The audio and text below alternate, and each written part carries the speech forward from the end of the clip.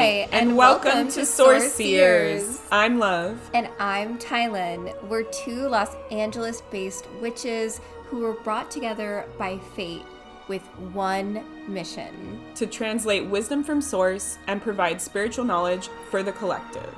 We're here to explore psychic stories, pop culture predictions, trauma healing, ancient knowledge, astrology, tarot, and so much more. Source Seers is here to shine the spotlight on how the mystical realms are interwoven into the very fabric of our everyday lives. Yeah!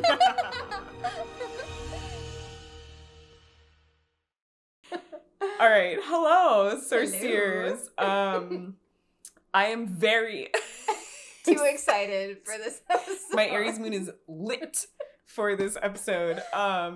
So we talked about this a couple episodes ago about wanting to do like mystery astrology chart readings, but we have let that idea ferment in the soup and it is now 10 times better. Swirl in there. Yes.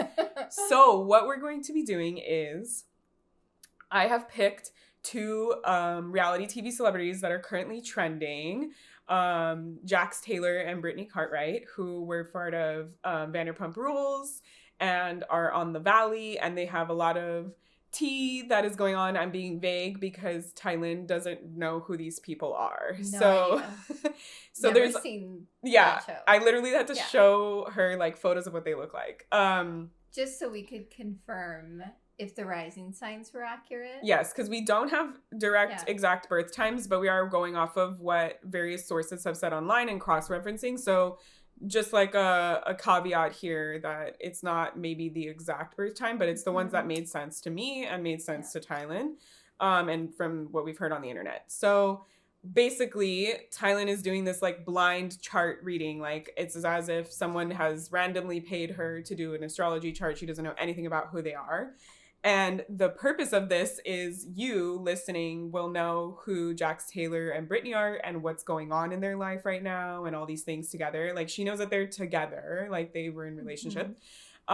So she's going to look at each of their charts individually and then look at their synastry chart. And the reason why I was laughing is she just pulled up their synastry chart right before we started hitting record and she was like, oh my God, these two together are volatile. Quote.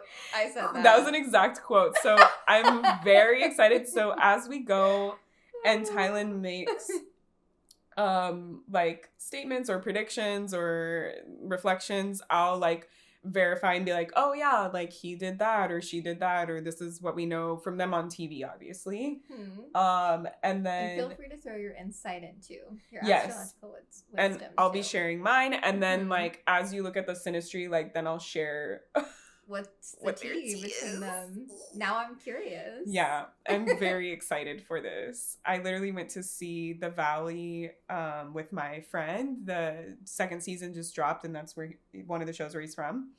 And he has a bar in Studio City that he hosted like a watch. So he was there. Like I saw him in person. So I'm very excited for this. Okay, well let's dive into it. We're going to do the first chart, which we pulled, which was the woman, I don't know her name. Brittany. Again. Okay. Brittany. So Brittany. Okay, Brittany is a Taurus rising, Virgo moon, and Aquarius sun. So her ascendant point is here at 10 degrees of Taurus, meaning that it is conjunct Mars and Eros. So anytime we have Mars in the first house, Mars is the energy of action, it's motivation, it's our physicality, it's our drive, it's our willpower, it's our strength. It is a warrior energy. And in the sign of Taurus, this is a fixed earth sign that represents the bull. It's grounded, it's secure, it's stable, it cares about beauty and the senses and the material world and values. So this is someone who is very stubborn and driven by their values. And so if something does not align with their value system, they are willing to like push and go forth to something that is in more alignment so that they can feel more grounded. This does indicate someone that is highly motivated, and we see Eros as well here. So Eros is the god of erotic love and vitality. So this also tells me that she is someone who really cares about beauty, who really cares about aesthetics and the way things look and feel. I always imagine Taurus as the side of Venus she is very sensual, and I imagine her on this couch where it's so luxurious and there's a beautiful texture to it, and she's eating her chocolate and she has a feather. She's playing with her senses. But the thing that's interesting is that she pairs that quality of like the love and the senses and the connection to the material world to her work, to her ambition, because she's ruled by Venus and Capricorn. So Venus and Capricorn is the love of ambition. It's the love of motivation. I always imagine Capricorn energy as a cardinal earth sign, as the yin side of Saturn, where she's a wise sage medicine woman, and she's walking up a mountain one step at a time. She knows her goal, and again, this person is motivated. Like, nothing and no one is getting in their way. They've made up their mind. They are going forth, especially with that Aquarius sun up in the 10th house, which to me says that in a way she is a change maker, someone in her sole purpose who cares about the betterment of humanity. Yes, okay.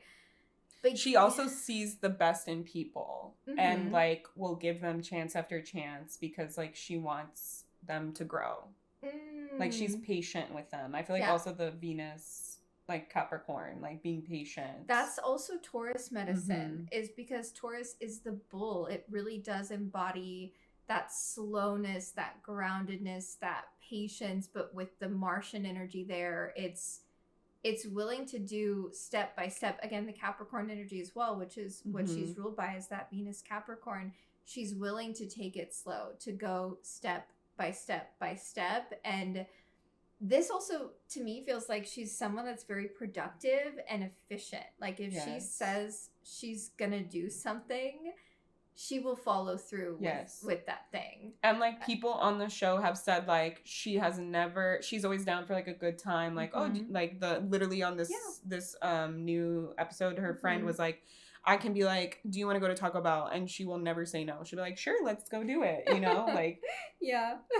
She also has Jupiter and Taurus in her first house, which that does indicate, Jupiterian energy is joyful, it's playful, it's expansive. And especially Jupiter and Taurus, like there's expansion through the earthly experiences here in the earthly realm. So I would say she's also someone who cares about luxury, who cares about like the finer things in life. Yes. Yeah. And like what I've seen from watching her and what people have said on the show is like she's just like doesn't have a mean bone in her body. She's like the nicest, sweetest person. She always comes from like a genuine, good-hearted place. That's that benevolent energy. Yeah, in the first and house. she does care a lot about aesthetics. Like she got her breasts done. She's had work done on her. Like she always, when she's like showing up, she does really well.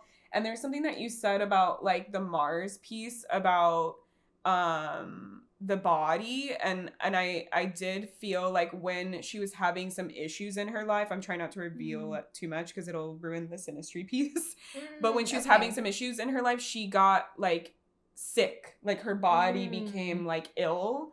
And she couldn't really like deal and move past, and that became like a problem that she got stuck on, and she was a little bit stubborn about like letting go of it, but then also like did take the action, but was still in the energy and like couldn't leave it, so it was like still affecting her physically.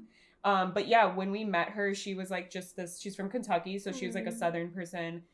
She wasn't on the show in any way, shape, or form, and she met Jax, the other guy that you're gonna look into, and they like early on into their dating, she was like, I'm gonna move out to LA and come live with you. Like that's that, like how you're saying, very motivated, going for what she wants energy. I can definitely see that. And she was like, I really like this man. Like, he's going to be my husband. Like, if I choose you as my husband, you're the one that I'm choosing. And she was like, I will stick by your side. She's very loyal. Very loyal. Very Taurus loyal. rising in general is a very loyal frequency, but paired with the Martian energy, that warrior consciousness. Yeah.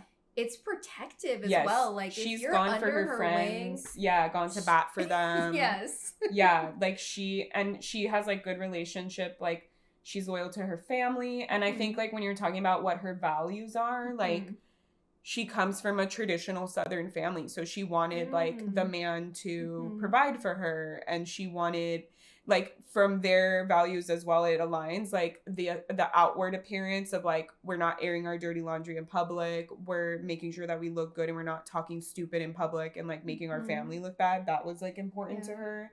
But she was also like forgiving, I feel, to like her partner when he didn't or did do things, you know. I think that like tracks.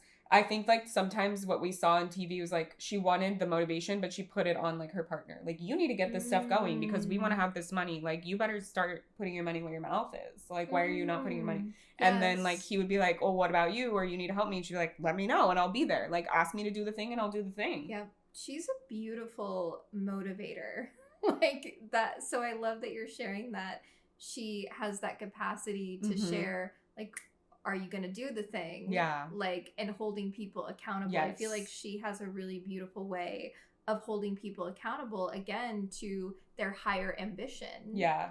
Because that's what she's here to do, being ruled by a planet in Capricorn, Venus in Capricorn, is to cultivate her own legacy in this lifetime. Yeah.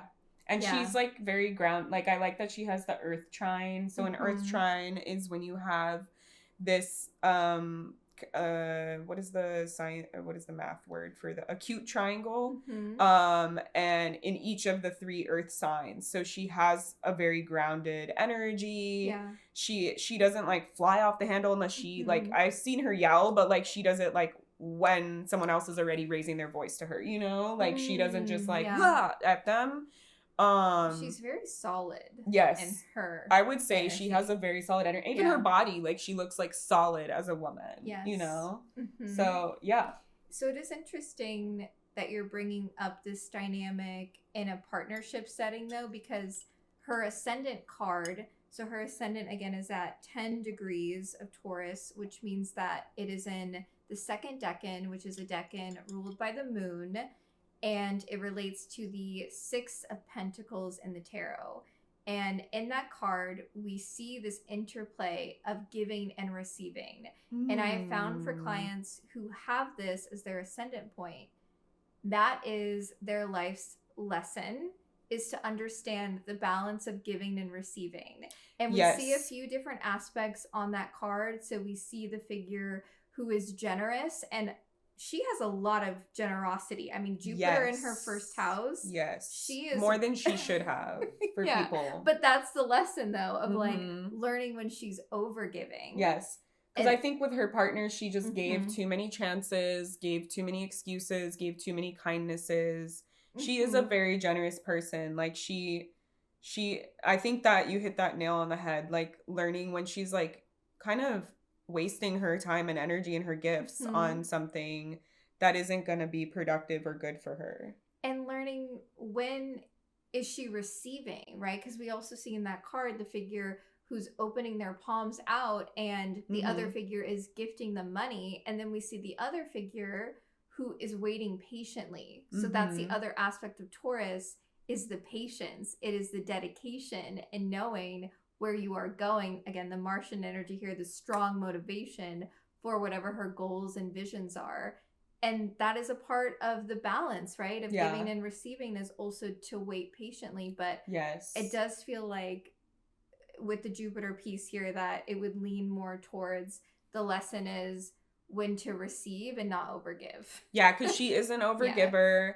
And I think that the plans of like what I've just seen from her relying on the husband or the partner to like do the work, I think that's just like what the plan was that they made. And she was like, okay, like I'll be okay with this plan. Like, because her part of the contract was like, I will have the child, you do the working part, you know, type of thing. And so I do see that, but then I see like when that doesn't work, she's like, okay, I'll do it on my own. Like I do see her like having that ability and like being able to move forward, being able to do things on her own, like effortlessly almost, you know, like getting that, like you said, like that Mars energy. But yeah, I do think like in her relationship, there is a lot more giving than receiving. And a lot of people were like, girl, like, why are you giving this person a second chance? Like, why are you going and doing all this stuff for this person when they're not like valuing you? Yeah. And that's sort of like a wound that she has expressed on TV with other cast members about like wanting to feel like loved, wanting to feel important, wanting to feel valued and cherished. Yeah. Well, that's really the intention of a Taurus rising, is to cultivate deep self-worth and deep self-value, and this in the internal realm, so that like a bull, nothing and no one can shake them. But then they oftentimes Taurus risings, they are learning, who am I loyal to? Like, who am I loyal to that is actually benefiting my soul and the truth of my soul? Yeah, because I feel like she's had to make sacrifices in terms of loyalty to like her family and their values to make allowances for her partner. Yeah. And it is interesting with her ascendant point being in the Decan ruled by the moon.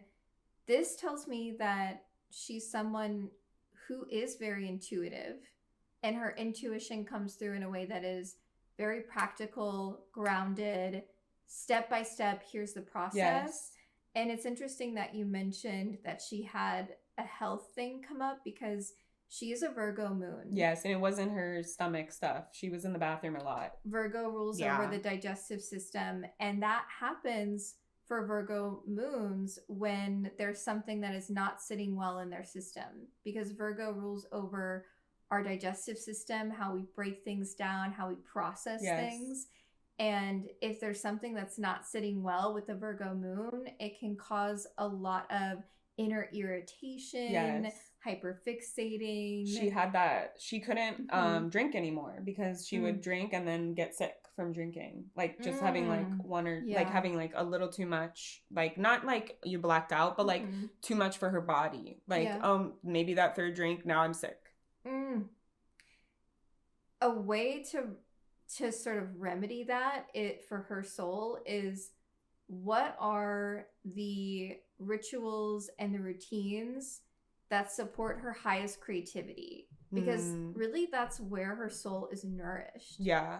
And I think she gave so much of the spotlight to her partner that she wasn't getting nourished in that. And then her partner wasn't like building, you know, creating space for that. But there was a point in time where she wanted to start this like cheese business. And like she started doing, you know, so like she was like, what are things that I like? Food, eating. Like, I'm going to make this cheese very Taurus. Rising. So yeah, she did. She was like, oh, I'm going to like do, and she had like, she made all different, cause like, it was like I think it was like her grandma's recipe for like this like cheese dip or something. And so she was like taking that and like, she made a whole bunch of different ones like to like test them to see like which one is the one that we're going to like bottle up and sell and stuff. That's interesting because, you know, she does have a 10th house sun and a 10th house Mercury, which to me, this indicates that her soul has had many past lives where she's been in a position of authority, leadership abilities, especially over like-minded groups. And what's interesting about this is that the sun is considered to be in its detriment in the sign of Aquarius, and that's because it's at home in the sign of Leo, which is a fixed fire sign. It's like, look at me, the performer, expression, energy. Whereas in Aquarius, this is a fixed air sign that is all about the group. It's all about humanitarian values, but also your own personal authenticity. That this is where we get that eccentric energy.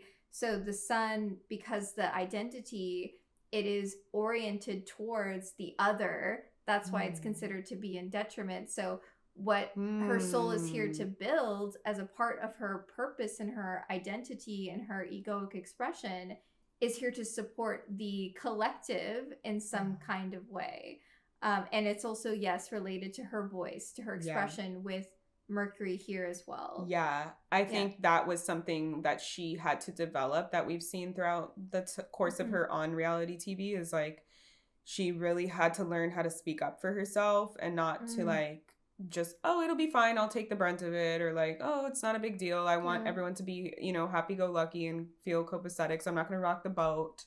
And like this relationship with Jax, like she had to really be like, no, like this is not okay, like, you know, like this is where I draw the line. And I also think that every time she definitely doesn't like to be vulnerable on TV, and that could just be like the traditional values of not airing your dirty laundry in public, but like every time she shows up, like people support her. And I feel like there's like something that everyone can learn from that. Like I see her, like everyone, you know, it's like one of those things where like when someone that no one has anything bad to say about this person. Like when they finally are like, oh, I'm struggling, like people are like, oh my God, me too. Like, so I just feel like, at least from my perception of like her becoming a mother and all these things, like when she talks about these issues, I feel like there's so many other mothers that are watching that are like, yes, this is healing for me. Like, oh, okay. You know, like I do feel like she's even talked to some of her, to Jax's like exes and stuff. And like, there's like this, healing energy that happens when these conversations arise, if that makes sense, you know? It's so important for her to express her truth. And I think that the struggle with what we're able to see on TV is that Jax has just overpowered and overshadowed her in the spotlight and not given her space to stand up, to take that space, to express, to share. Or he has tried to like control the narrative, so it looks like when she shares that she's delulu or like she's not right, like he's twisted it. And I feel like she has remained constant. She's been like, no, that's not who I am. Like, nope, that's not what I said. Like, nope, he's tried to get everybody to say this, but this is my truth. So I think that her being like that grounded earth energy has helped throughout this process. But yeah, very interesting. It is interesting that you're sharing that she's had some difficulties within vulnerability, especially within like a community space, which is, you know, she's sharing her insight in a public platform because her North Node is in Pisces. So right now she's experiencing a nodal return. So this is a really a big deal, karmic frequency for her to like step into building her community. And to being vulnerable with her community, because Pisces is a deeply vulnerable sign. It's the last sign of the zodiac. It encompasses the oneness. And so I love what you shared about her speaking to these truths that she experiences as a mother, and also different things that she struggles with, probably like the Virgo moon maybe being her own worst critic, right? Or she is, like she's hard on herself, for sure. That's a Virgo moon. Like when her husband makes a mistake, she's hard on herself. Like that's how hard on herself she is. It's such a Virgo moon energy. And I want to tell all the Virgo moons out there, you are perfect just as you are. It's so true. Well, I have a Virgo Mars, and like something that has helped me is like, it's going to sound really conceited, but I think other Virgo placements will resonate with this, because Virgo seeks to strive towards perfection, so we can like get really hard on ourselves. So what I have reminded myself is like, as a Virgo Mars, especially in the 10th house, like what I output is already going to be 10 times better than everyone else.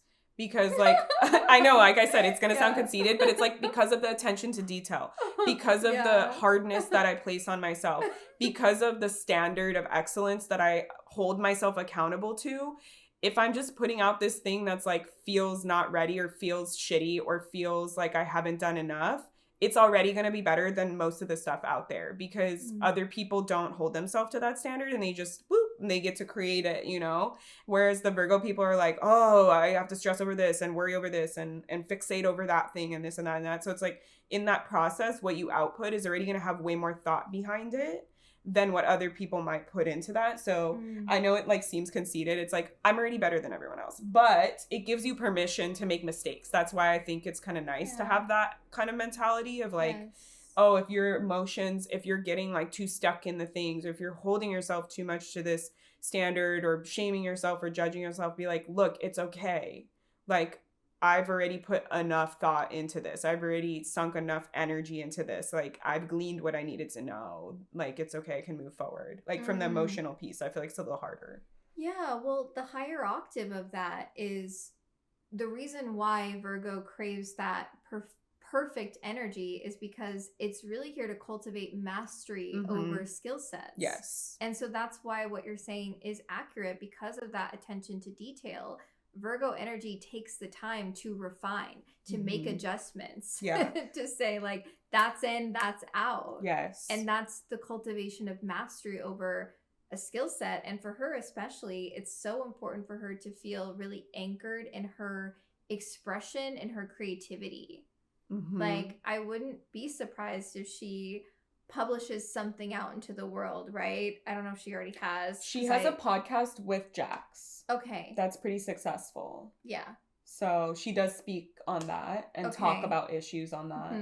So that's great, because that's her utilizing a platform that has artistry, and she's creating a community with it by being vulnerable and sharing, because that's her North Node. That's what she's here to step into. Yeah. And on this recent episode, like, they've been having issues in their relationship. I'm trying not to reveal like too much, but like, she even said like, even though we're having issues in our relationship, I still wanted to continue to do the podcast because it's doing well and it's something that we've built, you know? Like, she's like, I don't even want to let this go, even if like the hosts are not getting along so well, because I believe in the higher mission of the thing. I do see that her chart has a couple things with relationships here. I mean, she is ruled by the planet of relationship dynamics, so that is a huge aspect to her life, is looking at things through a relationship-oriented lens. But her South Node is conjunct Hera, Juno, who's the queen of the heavens. She represents relationship dynamics. She represents what is out of balance in relationship dynamics, how to cultivate balance in relationship dynamics. So this actually tells me that her soul is very familiar with relationship energy and with relationship dynamics. And this could also be a comfortable pattern, right? Because the nodal axis, it represents the journey of our soul's evolution. So our South Node is where we're really comfortable in. It's an energy that we've spent many lifetimes cultivating a sense of mastery over. And so it's sort of this like comfy foundational space where it's like, I don't have to try so hard. I've already sort of mastered this energy. And that makes sense, because before she met Jax, he would not, he struggled to commit. Like, he was in a long-term relationship with someone that he cheated on a bunch of times, and that was tumultuous.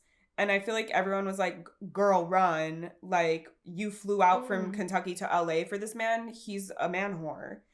And like, she was like, no, like, he's committing to me. Like, this is serious. This is legit. Like, our relationship is real. And everyone was like, they thought she would be gone in like a week. And then here she is years later, still, you know, like they have a kid together. So like, I do see and feel that piece about like, she felt like when everyone was like, I wouldn't touch that with the 10-foot pole, she was like, oh, why? You know, like, this is something we can work through. I want to give him like a fresh start, you know, fresh pair of eyes. I don't want to hold him to that standard. Because she knows about relationship dynamics. But the other part of Hera's story, and I think we touched on this with Ryan Reynolds, because there was something about his chart with Hera, where in her story, she essentially stayed devoted and committed to Zeus, despite Zeus being like ding, ding, ding, on a rampage, just acting up. The like, amount of times they've used that word for Jax on the show. Really? A rampage?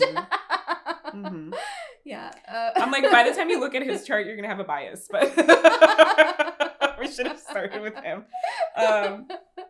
Yeah, so that tracks. But she stayed committed. Yes, because she's like, devoted. this is the man that I chose. I got to stand by my man. But in order for her to stay committed in the mythology, Hera would, she'd get her revenge every now and again. But a lot of times she would just spend time in solitude. She would spend time alone to recuperate her energy. Yes. And I feel like there was multiple times where you see like Jax doing something and she's like, Jax, like she's like you shouldn't say that, like, or like we just talked about this, and then she would be like, I gotta stand by him because he's my man, and I'm not gonna just like flay him alive in front of everyone. But then like, she wouldn't always be there at the things because she was having the issues with her stomach, so I think it was a little hard for her to have that solitude moment. But I also there was a thought that I wanted to talk about that you were talking about with the community and showing up. That was a big deal because when she flew to Kentucky, she left all of her community behind. Right? And she was now going on a TV show with a man who this show was already going on, the original show Vanderpump Rules, where he was from, already happening for a couple of seasons. Like, these people already knew each other for years before the show even started airing. So she was walking into her partner's community and her partner's friends. And then needing to find like her own connection with these people and her own community within either LA or these people, right? And so she was kind of just seen as like I said, they didn't take her seriously. Oh, you're just another bimbo. You'll be gone in like literally someone had a fight with her and was like, you're not going to be here in a month. Like, you're just the next flavor of the week. Like, and so like she opening up and finding true connections. And it was really when these people saw who she was, they're like, oh my God, like, I want to be your friend. You're just such a sweet person. Like, you don't have a mean bone in your body. Like, I want to be here for you. And you're honest and you want to have fun with that Arrows energy on the ascendant. Yes. And she's always like up for a good time. She's up to support her friends. Her friends need her. She's there for them. Like, and so I do think that was like, I'm trying to remember, like, because it was like years of stuck content that I'm parsing through in my brain. But I do remember when she does open up and she starts crying, like, people were there for her. And she was like, like, it was hard for her. Like, I don't want to be a burden. Like, I don't want to, like, that Virgo type of moon especially. Yeah, that energy, especially when she's like taking on the stuff from him and then being like, I'm so sorry. Like, she would apologize for him, like things like that. And so once people started to see her, like you're saying, that independence, like taking the time away from the relationship, I feel like she was able to find her, like, people that were like, no, I'm here for you. Like, I'm going to show up for you. I understand you. Like, I get the position that you're in, and like navigating, that is hard. And then once you have a kid, it's like even harder because now you're like, even if our relationship ends, I'm still in relationship with this person in some way, shape, or form. So I definitely see that for her, like, really intensely. Yeah, like, it's something that is comfortable and familiar for her, but it's not necessarily for her highest growth in this lifetime. I wish we could tell her that. I think she's moving. She might hear this. Yeah, she's shout out, like, we're open. If Brittany or Jax wants to work with either of us to move through their feelings, to understand themselves on a deeper level, hello. We got you. We are here for you. But yeah, I think we're going to see, as this new season airs, I'll tell you, like, once we do the synastry piece, but like, you've probably already figured it out by now, but like, we're going to see a new leaf to her, a more independent leaf to her that I'm really excited. She's got Pluto over her Mercury and her Sun right now. Like, she is in a transformative era. Yes. Especially for the way other people perceive her energy, her career. She's getting this, like, force of power right now. Yes. On her identity. It's, like, transformative. Yes. And I think that, and I got chills when you said that. Ooh. Like, that is where we're going to see her. And even the other cast members were like, I just want to see Brittany have fun this summer. Like, last summer wasn't fun for her. Like, she didn't get to enjoy, because they usually film over the summer and stuff like that. She didn't get to enjoy all the stuff that we were doing because she was struggling with that health stuff, and she was struggling with, like, her partner and the relationship dynamic and stuff. So I really am excited to see her out from the shadow of him, like, to really see her, like, all this stuff that you're talking about. And I'm excited to see that for her. Yeah. It, going back to the relationship stuff too, she has Pluto in her 7th house. So this does indicate that relationship dynamics, it is a source of a desire for her in this lifetime, but they can be all over the place, right? Because like Pluto is transformation, it's death, it's rebirth. Intense. It's very intense energy. And so that's something that can come up for her in relationship dynamics, is the death and the rebirth and learning how to let people go. That's what I was going to say, because she's so grounded and loyal, that juxtaposed with like the Pluto that's like transform, let it go, let it die, rebirth, let the new thing come through in this relationship. Like, I feel like that's where she was like, do I let it go? Do I let all that I built and all that I created, and that consistency and that vision that I can see the highest potential of that other person? Or like, you know, like that kind of like, do I let it go or do I not let, like, because I feel like for a long time she was like, I'm gonna sit here and stand by my person and like be patient with them, but also continue, like she did consistently push and was like, you need to get on this, you need to do this, you need to get on this, you know, so that Mars energy is still showing. But then knowing, like you're saying, when it's like the transformation needs to happen, like you need to like let the death happen, you need to let it go, you can't keep holding on to this thing that's, and like it's on life support, you know, type of thing. Like you can't live like that. And I think that's also been a challenge for her. Yeah, because the other part of Pluto is the rebirth. And so experiencing that in relationship dynamics is huge. And I think that's where, like you're saying, with Pluto in like transiting in the sky right now into her house of her sun and her Mercury and all that, like that's where she's at. She's experiencing the other side, the rebirth piece. Yes. Eyes are on her. That's with this transit. Does she have spiritual practices? Like, is she someone that's...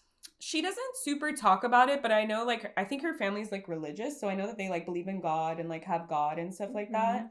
But I don't know particularly like what all she practices. No. Yeah, because that's a big part of her North Node in Pisces too, is to have her own connection to spirituality and to share that with her community as well.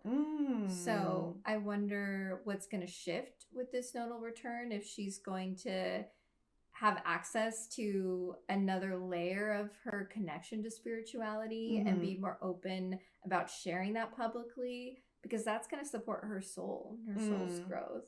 So yeah, I know, like she carries like the like Christian value, you know, like be kind to people, be nice to people, like that kind of stuff, like not wanting to speak bad or like that kind of things like that. Like even with her partner, like she, you know, like she does, you can see she's trying to be like a Southern belle or like diplomatic about her words and things. Like she's not just like, you're a piece of shit, you know, like type of thing, if she doesn't, you know, unless she's like really, really pushed or something. But yeah, I don't know too much if she has like other spiritual practices, or it might be good for her to find them, you know, like to explore them. Because they have brought on people on the show, but she had left the Vanderpump show by then because they had their kid.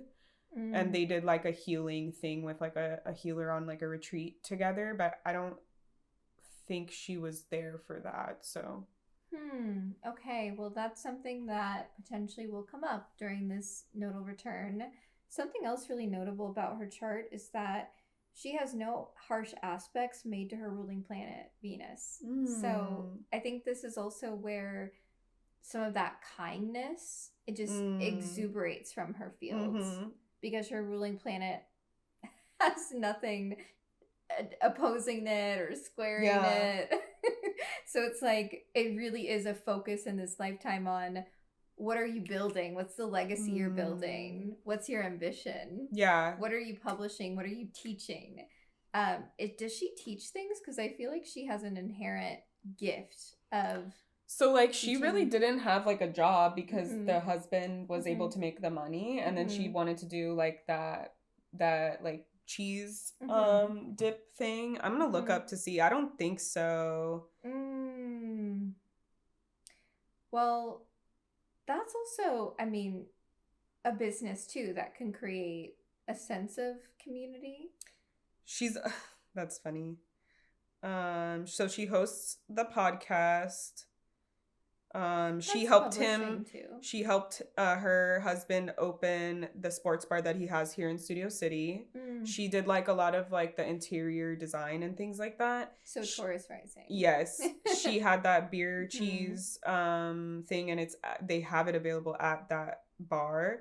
But it says she's trying to open her own bar in West Hollywood. Yeah. Yeah.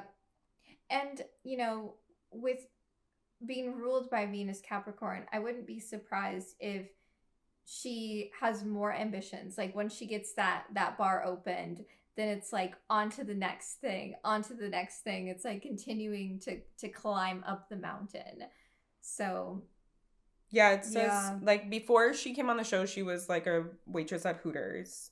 Then she was on the show. Then they had their own little spin-off like show, and then they had their child, and then they have this new show that's only the second season, where she's like a main cast member. And yeah, she helped with the bar for her husband, the beer, cheese, and then yeah, she did the interior design, their podcast. Another reason I asked about her spirituality is she has Neptune conjunct Saturn in the 9th house, which is the house of higher consciousness. And Saturn is our soul's contract that we all sign before incarnating. It's karmic energy, and Neptune is spirituality. So this to me says that there is a commitment, a devotion, a responsibility to her connection to spirituality and to higher consciousness in this lifetime, and then infusing that into her work, into her business, into her ambitions, into her motivations.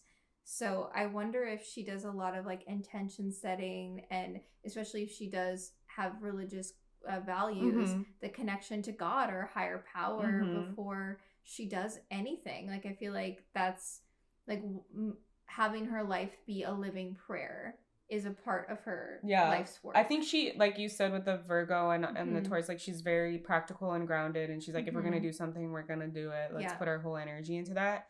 And like it says, like she's just open to different things. Like after she had her baby, it says she was like a brand ambassador for Jenny Craig to like lose weight and stuff like that. So it's like whatever she does it well, and she does it like fully, and so yeah, I think where she's at right now psychically, it's just like her regaining her self-worth and self-confidence because the relationship, but also having children, like there's a lot of shifts and changes that happen with the body, and feeling sexy, because I feel like that has been like a big theme that they bring up on the show a lot, is her getting back into that energy where then she can go and boom, boom, boom, boom, boom, and do all the things and take up the space. Yeah, that's huge for her with arrows on her ascendant, to feel connected to her sensuality and to her pleasure. Yes. That's huge. Yes.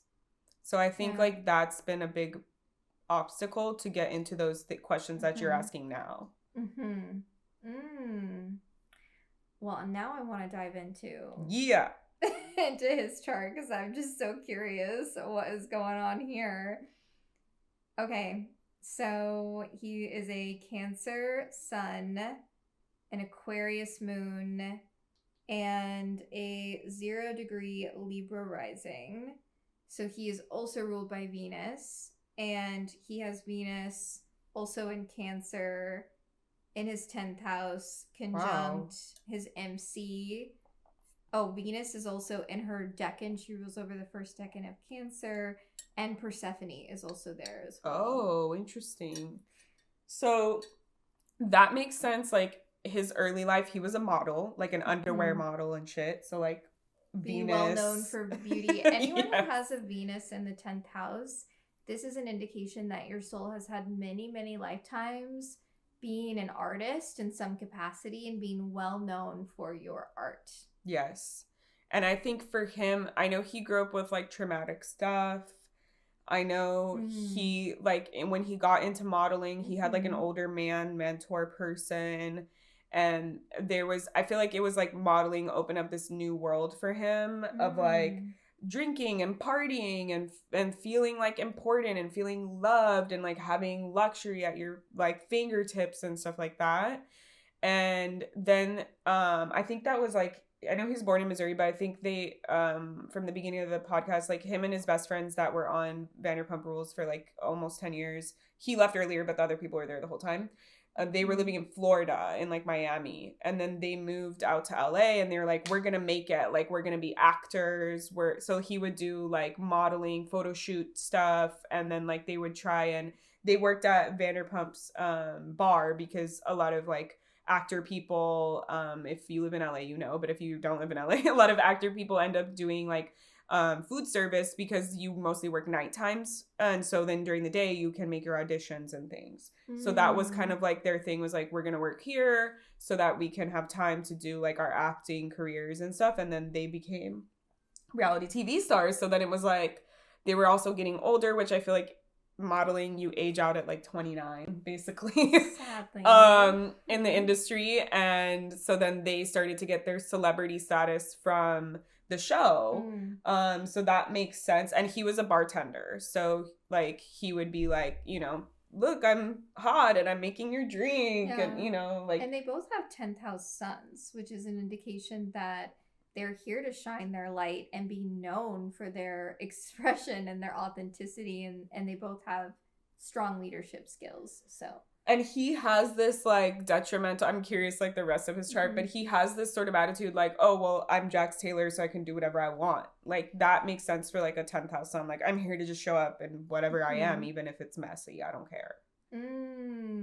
Yeah. I mean, he does have Jupiter and Mercury and Leo in the 11th house, which is giving that. Yeah. Like, I'm the center of attention. Everyone needs to... He would get upset by things if he was, like, excluded, or if people were talking shit about him. Oh, yeah, or, like, he needs to be validated. For sure. Every single thing that he says... Or cultivate his own internal validation. I don't think he has that. Yeah. Because that has been a major theme that everyone has said to him throughout the course of the years. Even in this episode, I know he's like he's like 45 now or whatever. So like, they're like, dude, you have a child and you're 45, like get it together. But like even two of his friends on the show were saying he needs to learn emotional regulation, because he just like flies off the handle, and he's like, why aren't you understanding me and my side of this? Like he would say like, of course what I did was inappropriate, but wouldn't any other person in my circumstance do this? Like, he wants to still, like, be validated. And, like, when he talks about the things that he's done, even though he, like, knows that it's wrong, he'll be like, but was it the worst? Like, in this most recent episode, he literally was saying, like, oh, they called me, like, the worst man in the world. Like, am I the worst man in the world? Like, he tries, like, in his brain, I feel, he tries to, like, to the ego is like a little like, I feel like those Leo placements, like the ego is like very sensitive, and also Cancer, right? Like Cancer signs take things personally. Cancer men, it has been deemed by many astrologers as the worst zodiac sign that there is. Again, we're both sitting here with Cancer partners. We have Cancer men partners, but Elon Musk is a Cancer man, so I will rest my case there. If we need some evidence for the court, I will bring it. I'm a Cancer. Like come on. Like literally, I've seen so many posts online where people are like, Cancer women, love you, you're amazing, you're great. Cancer men, eat shit and die. Like literally, I've seen astrologers say that. I love Cancer but the main complaint that they say about Cancer men is they have a lot of feelings, but they're unconscious about the feelings that they have. So they make it like everyone's business. Cancer man is where it's at, especially if you also have Hera in Cancer, because then your soul contract, or what your soul is asking for in a divine union, is Cancerian energy. And I know that's definitely true for me, someone that is emotionally sensitive and emotionally aware and nurturing. Like I love all of that. My partner is like double Cancer, like Cancer stellium. So like I understand. Like I'm not saying like Cancer men are the worst, and like I don't hate my partner. I'm not just like on here being like screw this person. It can be the crab that comes out, the pinchers that come out. And that's what I think like happens with him, is like he has all these feelings and he just makes it everyone else's problem instead of taking accountability or like learning how to deal with the feelings. He's like, yeah, I had a lot of heavy feelings, but like they volatilely came out and like it is what it is, you know, like that type of thing where it's like, wouldn't you also react this way? Like he's trying to get validation from others, you know? Well, I will say he has Pluto in his first house. That, when I saw that, was like, it made so much sense. Pluto is a very intense energy. Yeah. And he's so intense as a person. You know, and I tell clients that have Pluto in their first house, you literally incarnated to trigger the fuck out of people. And he does that. Don't tone it down. Like, please don't embolden him. Please. No, I'm serious. Like, I'm like, Jax, if you're listening, please don't take this so literally. Listen to everything and then walk away, please. You're here to trigger people. So, you're... He has consistently triggered, like, legit, like, I want to say, like, everyone in the friend group. Like... That's literally what he incarnated to do. Like... And I think that there is a beauty to that, to embracing, like, okay, yeah, my soul did choose to have Plutonian energy in my first house to be the red light laser beam. That's how I think about with Pluto energy. It's like this red light laser beam that just sees into the depths, that sees the deepest desires, that is willing to share things that are taboo, that no one else wants to say. This person is willing to like pull it out into the light. It's a master detective frequency, but it is a very intense energy. And the other aspect of Pluto is that Hades, the lord of the underworld, also has these qualities of the desire to sulk, to like be in the cave. Like he does that a lot. like because he'll like do some like offhand fucking volatile shit and then he'll like cry and he'll be like, I have a lot of feelings about this, I'm going through a lot, like I can't believe that I did this, I'm such a piece of shit for doing this. Like he goes through these like weird cycles where he's like, and he's like sulking in it and everyone's like, great, like now you're open to like doing the work that needs to happen to not make this mistake. And then I feel like he slips back into whatever that like Leo frequency and then he's like, oh, I'm fine, and like there's nothing wrong with me, this is just who I am, deal with it. Yeah. The thing about that's interesting too is like with a Pluto first house, sometimes this can indicate someone who in a way likes to be behind the scenes or like in the underworld frequency. So I wonder if he's not showing all aspects of himself because of that. So like the lore with that is that Hades, when he would come to the upper world, he would have this helm of invisibility. And so there is that kind of like frequency with Hades, Pluto energy that can be such subtle power, but it kind of it has that level of invisibility because it wants to know everyone around them and their deep desires too. So that's the other part. And I think early on in the show he wasn't super emotionally expressive, so I do think he did hide a lot of those things. And I will say he, through this drama, this recent situation that I'll tell you once we do the synastry with his wife, he has finally revealed that he has struggled with addiction to substance. He is, they have opposite nodal axis. So he has the south node in Pisces. So that's where he's comfortable, is in the fantasy. Yes. Is in the escapism. Everything's going to be fine. There's not a big deal. What's your problem? Yeah, he's a really, like, talented at, like, understanding how these different rituals and routines like affect his connection to spirituality. So he's someone that's like really he's able to understand how the things he does on a daily basis affect his connection to spirituality, but it might not be rooted in a way that is healthy because of the Pisces victimhood too is kind of what I'm hearing too. Victimhood. Pisces can struggle with addiction, like substance. I also have seen like sometimes Pisces placements, like just recently in my life I've seen this. They like emotionally manipulate, but not on purpose. Not like how like maybe he's a Cancer too. So like Cancers are also great with emotional manipulation. But I feel like he's good at like knowing when to harness the emotion that people are feeling for him and pull upon that so that they feel bad for him or they believe him or that they like get on his side about it. That's definitely Cancerian energy. I always say Cancer is able to emotionally manipulate in the same way that I as a body worker can manipulate muscle tissue. Yes. Cancerian placements can do that. I'm really good at emotionally manipulating other people. It's like I have a Cancer sun, but then I also have a Gemini Mercury, so it's like I can just lie. I'm a horrible liar. I'm very good at lying. My dad's also a pathological liar, so I don't lie because I've been consistently lied to, but I when I do lie, I do it like for fun or for like silly stuff or like for good things.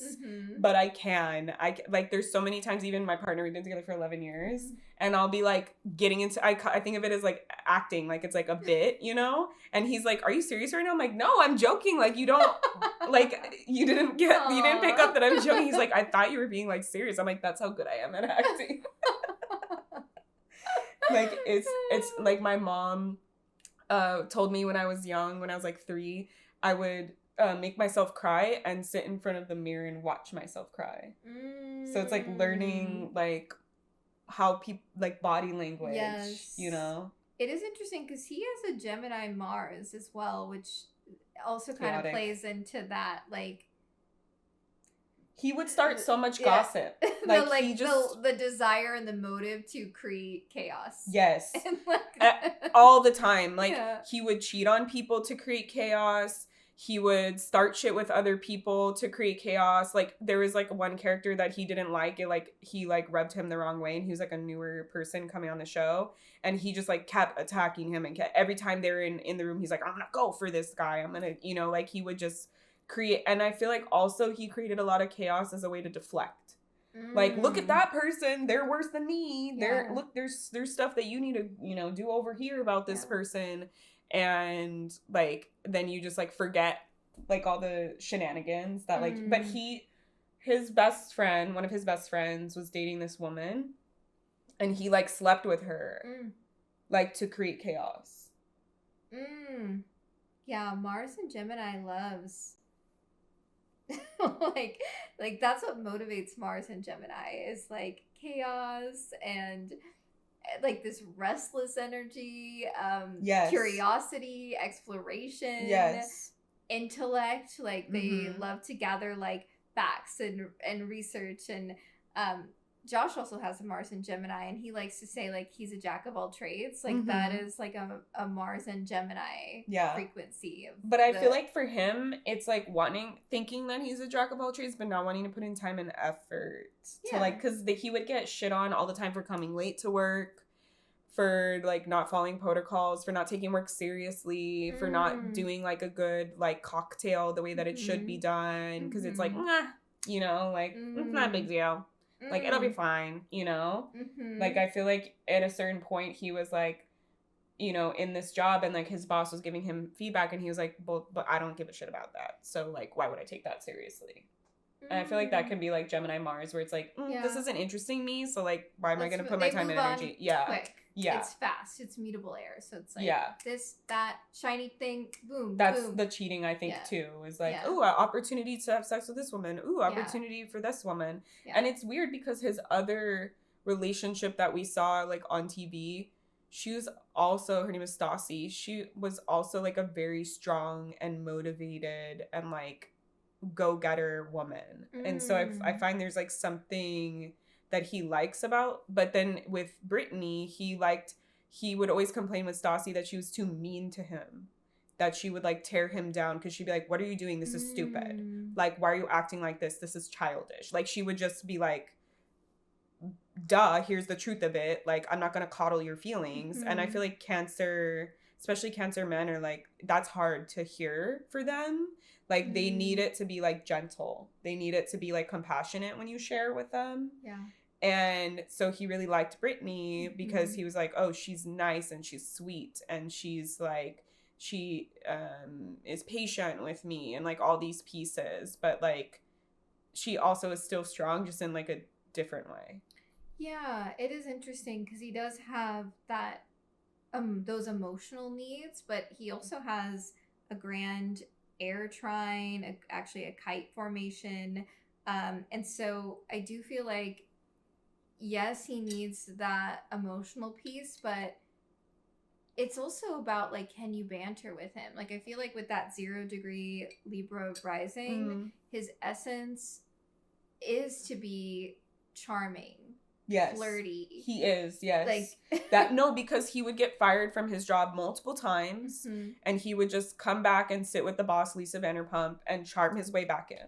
Yeah. Every single time except for like the last time. A lot of charm. Yeah. He's very like, and you could see like in the conversation where she's like, all right, I'll give you another chance, you know? Like she's like, okay, you got me. And everyone was like, why are you having this shitty employee in your employee again? Like, you knew that he was going to be shitty. She's like, well, he's Jax, you know? He like, has a lot of luck as well because that Mercury-Jupiter conjunction, which it is in, Mercury is at 12 degrees. Yep, it's an exact conjunction. Jupiter's also at 12 degrees. This is occurring in the decan ruled by Jupiter, and in the tarot it corresponds to the 6 of Wands, which is a super lucky card all about victory and success. And his frequency to his energy, especially with groups of people, networks of people, like he's here to be expansive in his voice and to, it's sort of like get what I want energy. Yes. And I feel like that baffled a lot of people. It's like, how can you be like just like a messy train bursting through and still be successful and still make it out on top in some way, shape, or form. It's the Pluto energy of like, Pluto is transformation. So this is another thing I see with Pluto first house people is that they go through different segments of their life where like they're this identity and then that part of themselves dies and then they're reborn and they're this identity now. I definitely see that with like the model and like feeling like he did like some like weird unsavory things for himself because he felt like he needed to get it forward and ahead, and then it's like then being as a bartender and then like being like that isn't something, you know, and then like moving on to the next thing, and then so we did see that. And there was something else, like I don't know, I feel like the air trine is definitely, especially like with the Mars and the moon, it's like chaotic for sure. Yeah, so he has his moon in the 5th house, like Brittany, right? Yep. Needing to feel emotionally invested and creative in what he does, which makes sense why now he has like a bar, because he's like, it's a sports bar, it's what he's interested in, it's what he wants to do. But also that's what I wanted to say, where you were talking about like with the community and like having luck in the community, because there's these 2 friends that were main characters in the show. They're both named Tom. And those are the ones that like he met, either one or both of them, in Miami when they were doing modeling. And then they all moved together and they all lived in an apartment when they moved out to LA. And then they got this job at Vanderpump and then they all got on the show. And then like they were getting like success and stuff from like their community, from the friendships, you know, type of thing. And it's like both Toms, they went into business with Lisa Vanderpump, who's a restaurateur, and they opened their own bars. They had 2 bars, but now 1 because 1 shut down. And so now like he's opening a bar, you know, like it's like we see this kind of like building. And I also feel like he built off of like Brittany and like her abilities, like to build him up, like let it prop him up, you know, type of thing.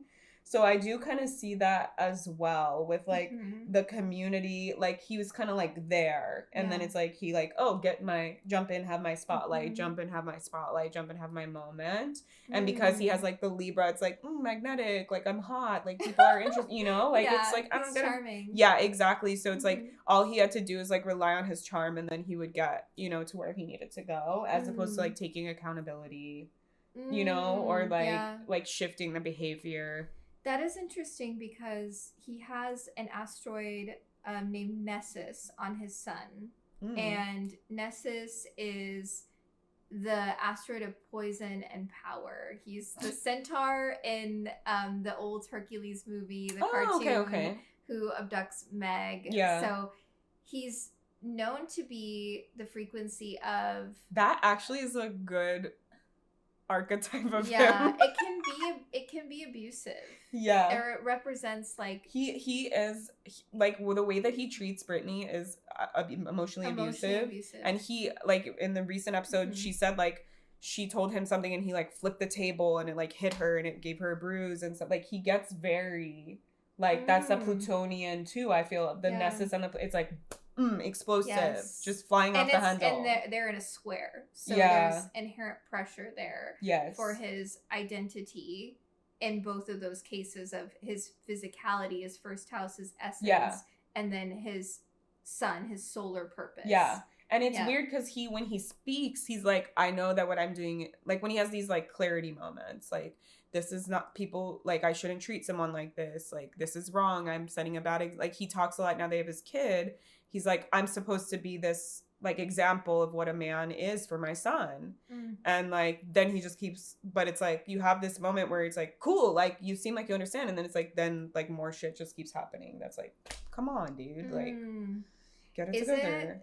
Because the other way that I've learned how to work with Nessus in a way that's healthy, right? Because essentially astrology is just fragments of energy that we can choose how we want to work with it. And so I've been thinking about Nessus as healthy obsession, and that can indicate what we're obsessed over or obsessed about that can support us in our life, right? In a healthy, productive way. So this would indicate that he is, in a way, obsessed with his career, with his outward appearance, with his...